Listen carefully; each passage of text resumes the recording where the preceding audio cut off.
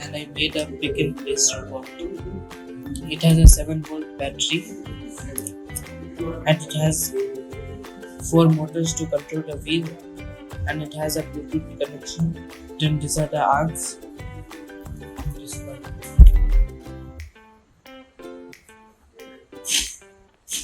Forward, backward, right, backward.